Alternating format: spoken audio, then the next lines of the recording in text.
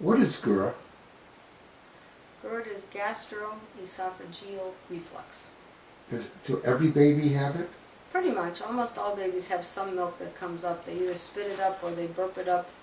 So whenever the milk comes up from the stomach up into the mouth or even halfway up, it's called gastroesophageal reflux. It's natural. Is that a problem with any babies?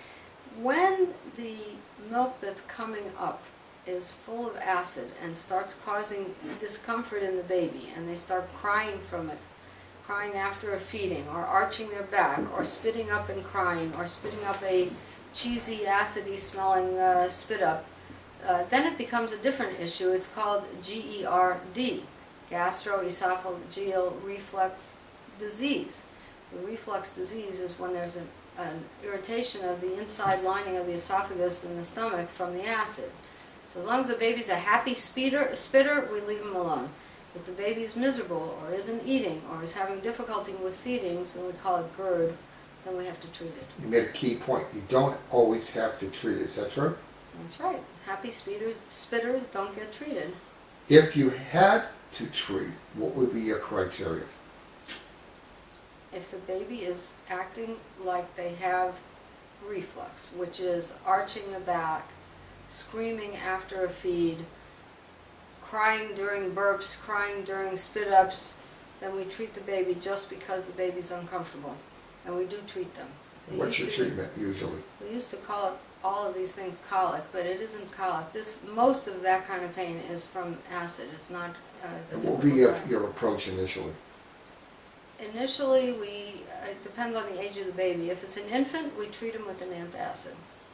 We start with an H2 blocker, which would be either Zantac or Axid or one of the classic H2 blocker medications. Would you change the position of feeding or anything like that?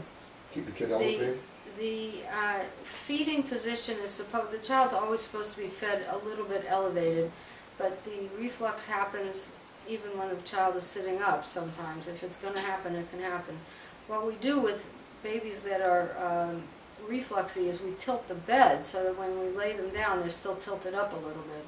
Keep them in a slightly tilted position, putting a blanket under one end of the mattress to tilt it up a little bit. We don't like to put them in infant seats because the infant seat actually doubles the kid up and pushes up on the stomach. We prefer a bouncy seat or a swing where the child's legs are hanging down, because then the stomach is stretched out and not pushed up so they don't spit up as much. We also watch the way they're held so that you don't put the parent doesn't put the hand on the baby's stomach and help the milk to push up and come out.